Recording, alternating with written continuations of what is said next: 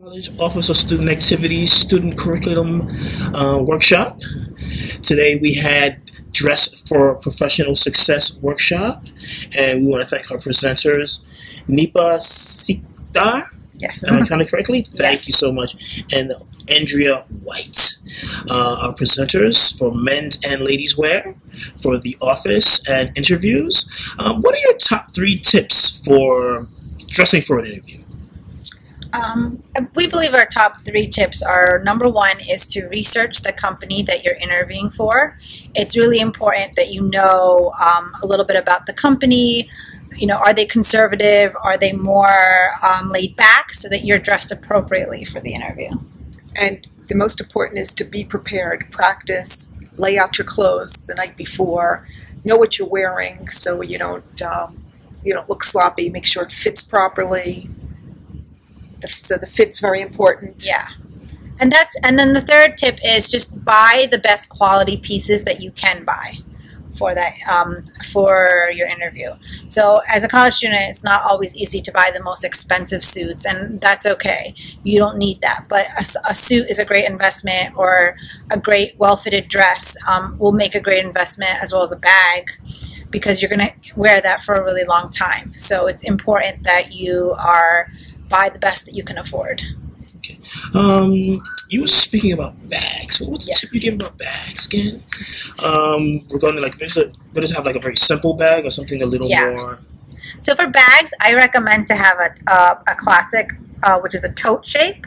So, or a satchel is another name for it. And a tote is basically a bag that is just kind of like a rectangle in a way. It slants a little at the top. It has a zipper, and it has lots of pockets. And it's really great to bring that with you, because when you have a lot of pockets, you have places to put your you can have file folder in there. You can put even your iPad in there. Some of them even fit your laptop. Standard sizes for laptops are 15 or 17 inches, so you want to make sure you're looking at the measurements of the bag when you go to purchase it, or bring it with you. That's a great way. If you're shopping for a bag, bring the items with you and just stuff it in there to make sure it fits. But what's great about all the pockets is if you have a business card, you have that in there. Your pen is somewhere. You know where everything is, so you can quickly get it, and it's not distracting. And another good tip that actually a student had mentioned is the lining of your bag. If it's light colored, it's also easy to find. So a great bag is something that I highly recommend. It's also a conversation starter. And it's also an area where you can have a little bit more fun. If you're in a conservative interview, you can go show a little bit more of your personality, if the company's more conservative, through your bag. You could have a fun bag, and that's something that when you can talk to somebody about, if they look at your bag and they say, oh, I like it, that's a conversation starter. And since gentlemen don't carry a bag, what do you suggest for gentlemen? A nice briefcase. To put your paperwork in, if you need a laptop, not a real heavy one, just a nice leather briefcase, or even like a portfolio, folder for portfolio. Just walk in with something simple, not bulging with papers or your lunch. And your resume too is in there, so Yes. you want a pad folio or something sturdy to put your resume in. Okay, great. What else can we think of? Well, the standard colors, I think, for men and women. Yeah, what are the standard colors for men and women for basically dressing for a job interview? For men, definitely the navy suit, white shirt for a conservative company. You can always start with the navy and add pieces. After the interview, you can add blue shirts or a gray shirt. You can add the charcoal suit. So if you have 2 suits, if you only can afford 2 suits, make it navy and charcoal, and you can mix and match pieces, and then add jeans, or if you're allowed to have jeans on the weekend, on business casual Friday, or khakis, or just a nice wool trouser. And for ladies? For women, you can get a black and navy or a gray. and you can choose the color. But one thing a really good important tip is that you want to have 3 outfits ready for your interview cycle, because you typically go through 3 rounds of interviews.